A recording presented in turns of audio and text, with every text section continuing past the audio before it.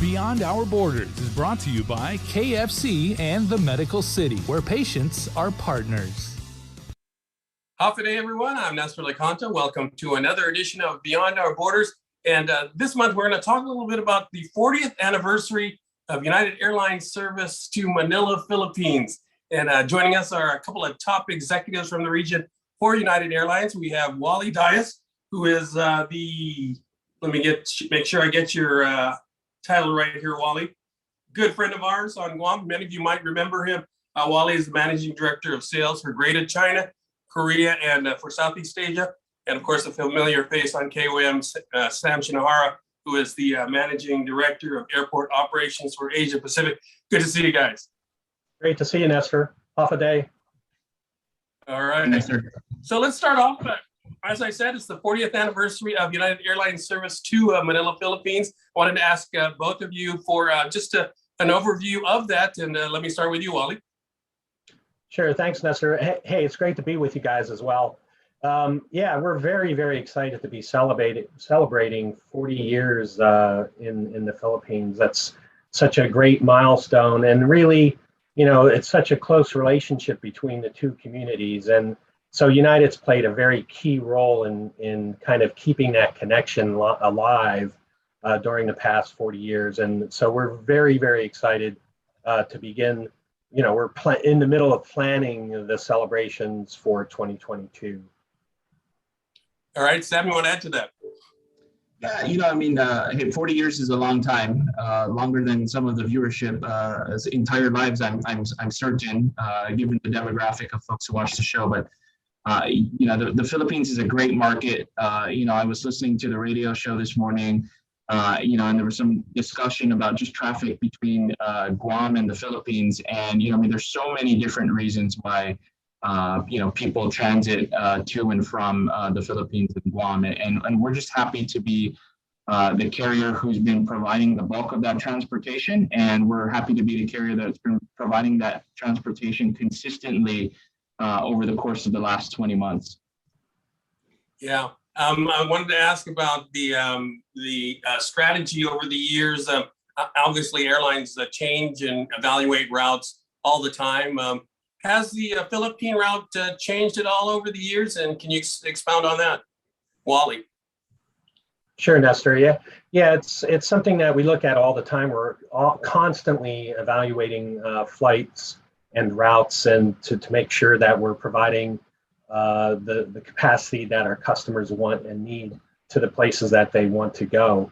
And so the Philippines has been really a consistent market for us over those 40 years. I think there's kind of an ebb and flow to the marketplace depending on what's happening economically, demographically, and so forth. So over the years, you've seen us, you know, maybe increase the frequencies, maybe kind of add places like at one point in time we had Cebu on the route map. So, you know, over those years, we are constantly evaluating the service. Of course, you know, as Sam said, the last 20 months have been really, really challenging for the entire industry all over the world. And so, you know, we're very proud that we were able to retain the service between Guam and Manila during that entire challenging time. And that kind of demonstrates our commitment to the market. You know, there's a lot of reasons that we fly back and forth during that time. We were bringing a lot of PPE to the different markets, kind of medical people going back and forth. And of course, you know, over those 40 years, we've always provided, you know, people wanting to go to the Philippines for medical services. You know, our 73s, I remember selling that over the last 40 years, well, not 40 years, maybe 30 for me, but, you know, kind of, we were the only airline in the world that was actually putting stretchers on commercial aircraft and being able to provide stretcher service to Manila. So a lot of reasons why we fly there. But again, it's really all about the customers, making sure we're serving their needs. Beyond Our Borders is brought to you by KFC and the Medical City, where patients are partners. When making the new Kentucky Fried Chicken sandwich, people asked how I felt about burger places selling fried chicken. I'd say that's none of my business. Just like making fried chicken is none of theirs.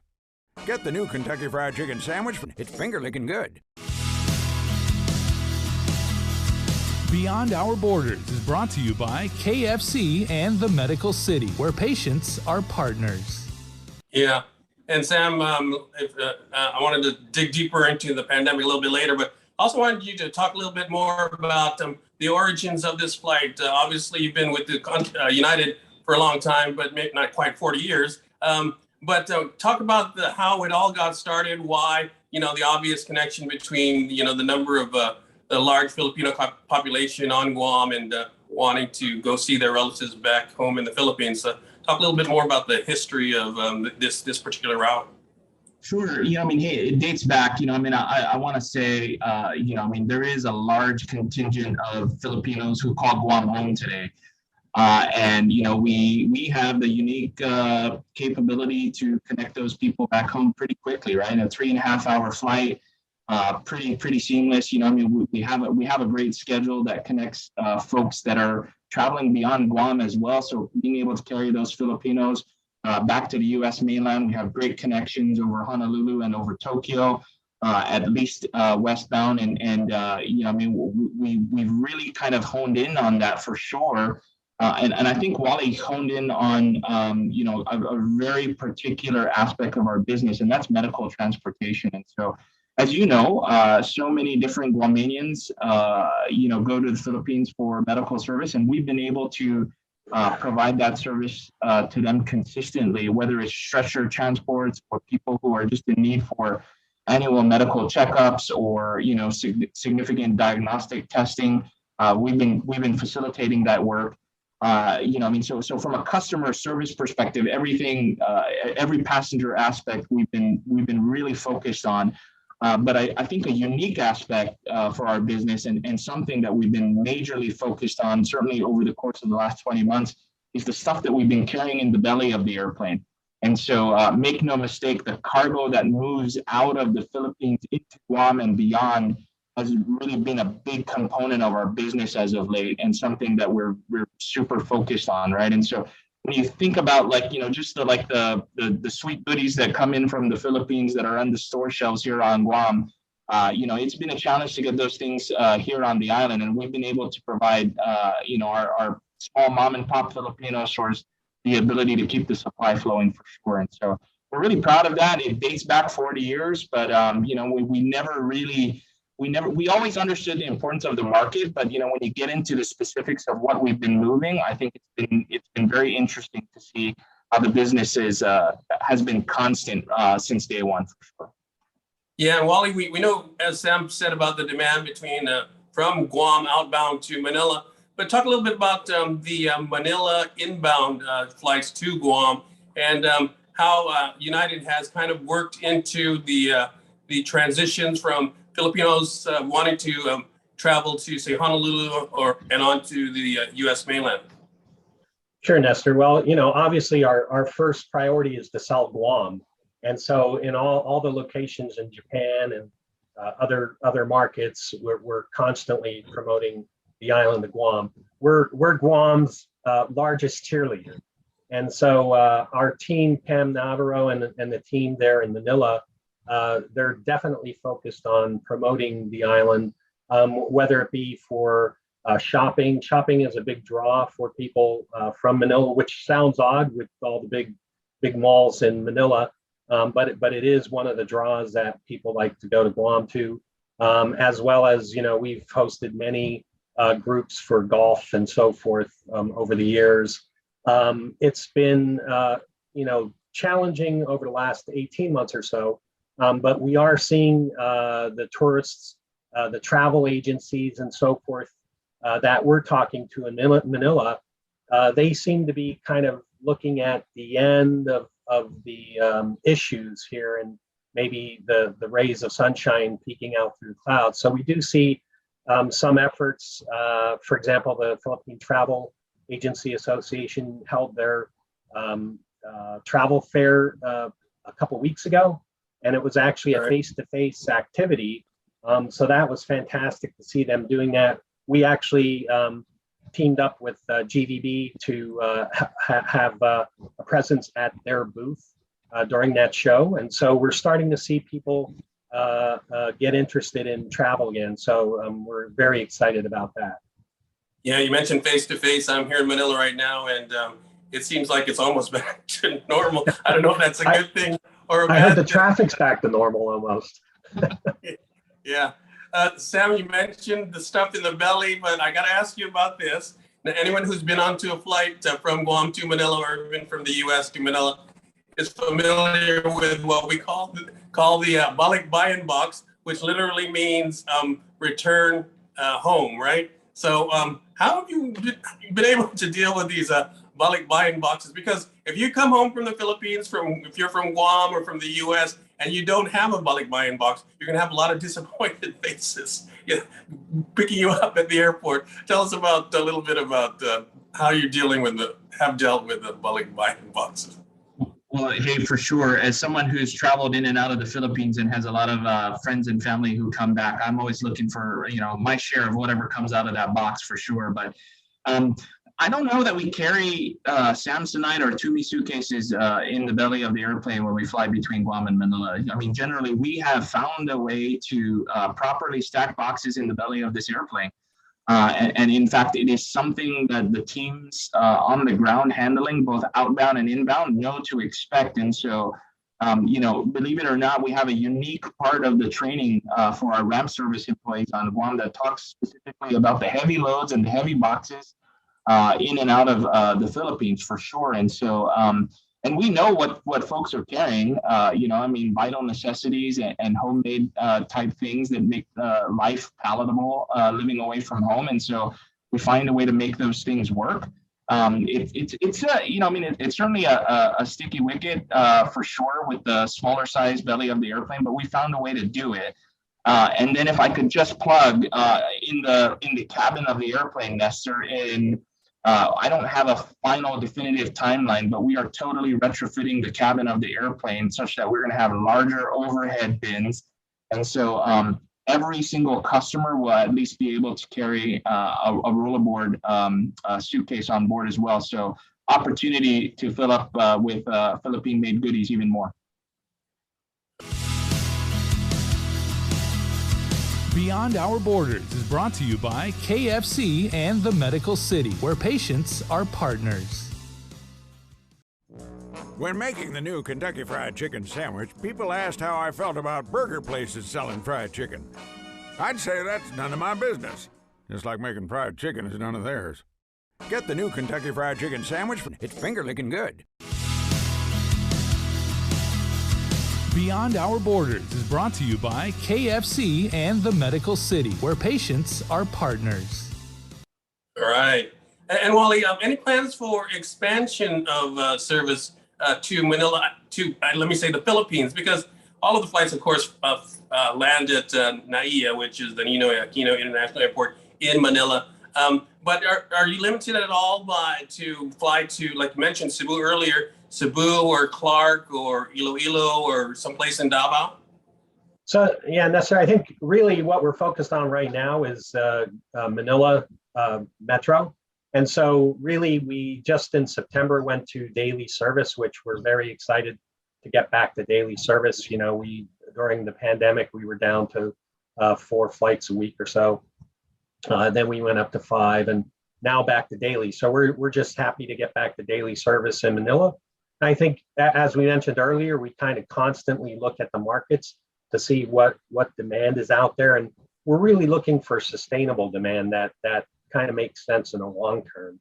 And so that's something we'll keep a watchful eye on because, again, the Philippines is a very important market for us. It goes, way back the 40 years that we're talking about. So we definitely continue to monitor the market and see, if there's any other opportunities out there. But right now, we're really concentrating on Guam, Manila. At certain points during our history on that route, we were up to double daily service in that. And so typically we focus on that first before looking at other things. Yeah, and one of the reasons that I asked that is because when most Guamanians think about the Philippines, they think about Manila first.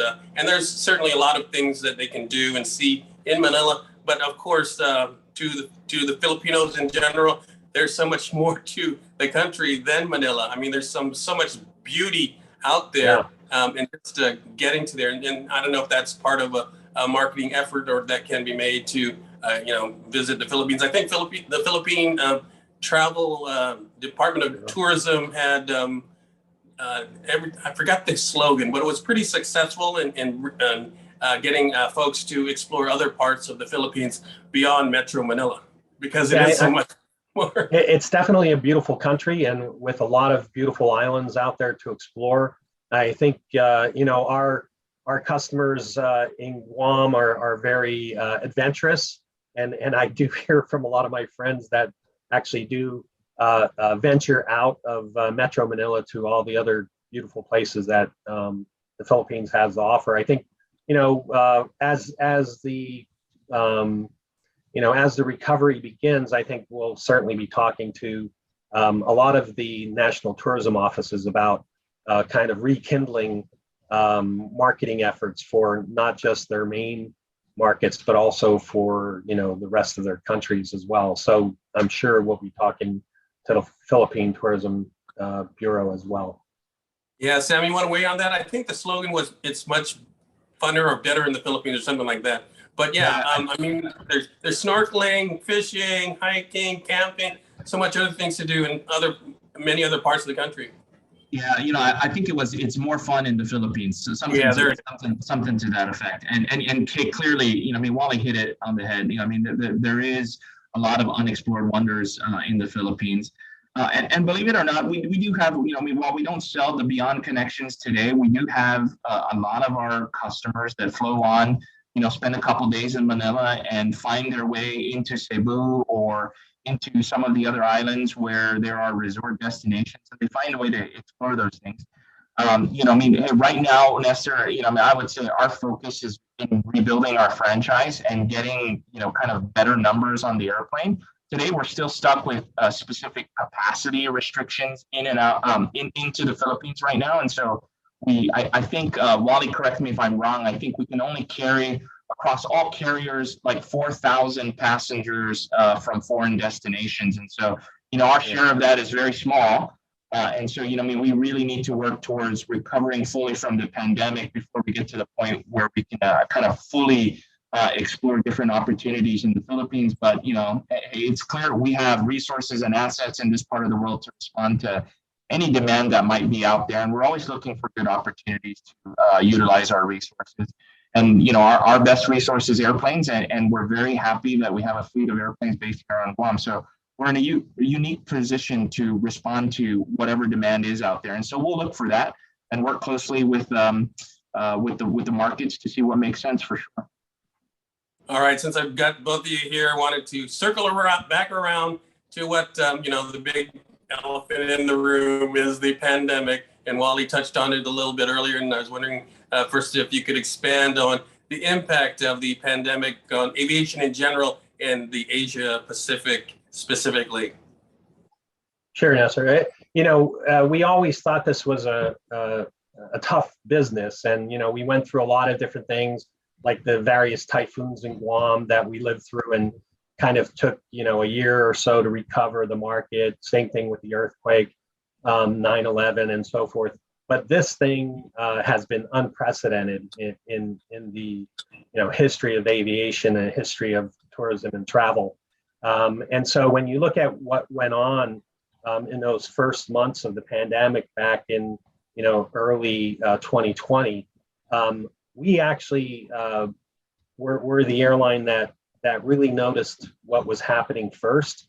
And so, our CEO, Scott Kirby, and executive team were very aggressive in kind of reacting to it. And so in Asia Pacific, we actually drew down our capacity by more than 96%, which is an incredible number. And so it's been, a very rough ride over that time frame. And what we've seen over the last, say, 6 months or so is that, the domestic U.S. market started to recover first. And, we see our capacity now in the domestic U.S. at about around 87% or so in December. Europe is now starting to recover and opening the borders. And of course, November 8th, the US opened their borders. But the one market that's been really difficult to gauge is really Asia Pacific. Due to all of the border restrictions, the market remains about 90 to 96% down, depending on which country you're looking at. So it's really a tough area. United, we've always been the largest airline between the United States and Asia. And during the pandemic, we continued to be, even though we pulled down the capacity that much. Right now, for December, we're planning to operate about 28% of our capacity that we operated in 2019. And that will be one of the largest sets of capacity in the industry between the US and the Asia Pacific. So, we're just starting to see windows of opportunity. Singapore, I think, is a great example. They just announced that they were kind of coming up with a policy of living with the virus and kind of trying to find ways to safely open the borders. And that's what they're kind of in the process of doing. So they've created these vaccine travel lanes. And there's one actually being implemented for US to Singapore. So I think the other countries around, the ASEAN countries, including the Philippines, I think Singapore offers a great example of how to approach this and find a way to safely reopen borders and start bringing economic activity back into the marketplace. So we're hoping that trend will continue. And I think what we've been seeing in the Philippines with, of course, the travel agency show that just happened, some of the other activity, we're actually working with one of the largest banks in the Philippines, BDO, to put together some promotional activity to the island of Guam as well as beyond Guam. So those activities are now starting to happen. So we're pretty excited about that. And hopefully, as we enter 2022, we'll see a recovery well underway in Asia Pacific, including Guam.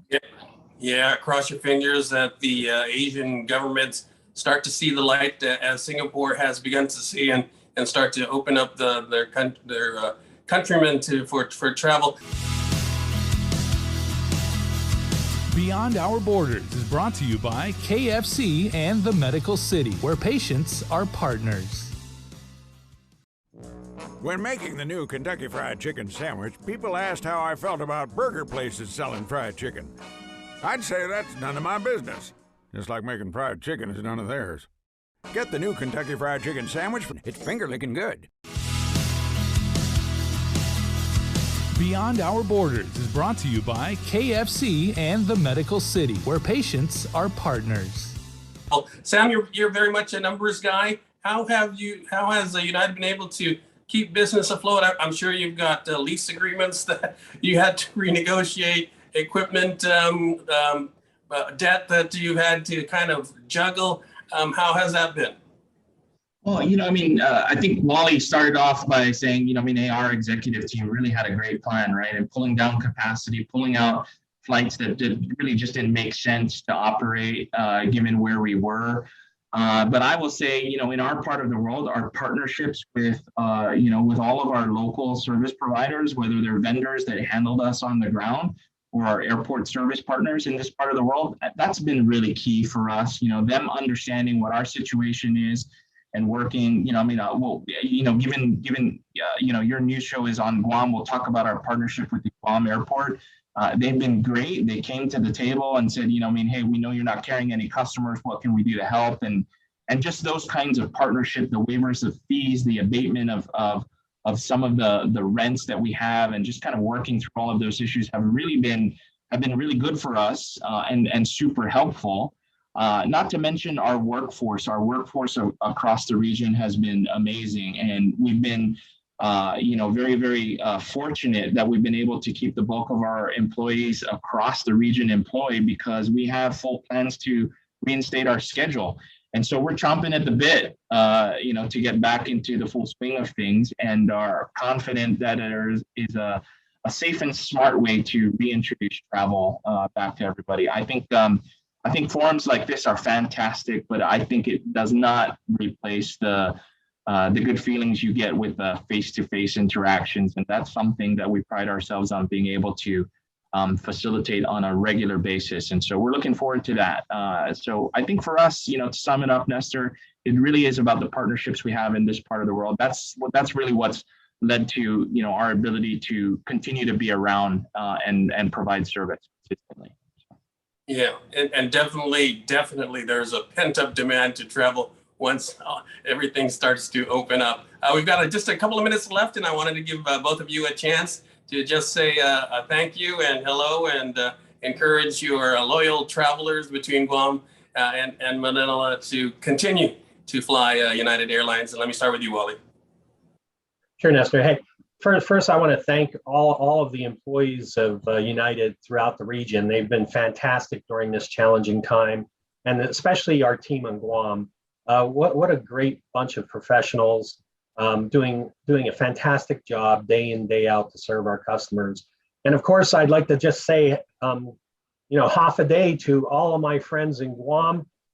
It's been a long time since I've been back to the island. Sonia and I think about the island all the time. It has a great place in our heart, and we look forward to getting back there sometime soon. All right, let me wind it up with you, Sam. Sure thing. Hey, Nestor, thanks for the opportunity today. And, I'll just echo Wally's sentiments. Thanks to all the employees who make life possible for our operation. But I want to also extend a sincere appreciation to all of our customers who fly between Guam and the Philippines. Without your loyal, partnership and constant business and jumping on our airplanes, we wouldn't be here today. So thank you very much. Maraming salamat po for everything that you guys have been to and continue to be to United Airlines. Thank you very much. And here's to another 40 years of service between Guam and the Philippines. All right, Wally Dias and Sam Shinohara of United Airlines. Thank you very much, gentlemen. Good to see you. Thanks, Nestor. Thank you, Nestor. All right, I'm Nestor Licanto. Thanks once again for watching. We'll see you again next month on Beyond Our Borders. Beyond Our Borders is brought to you by KFC and the Medical City, where patients are partners.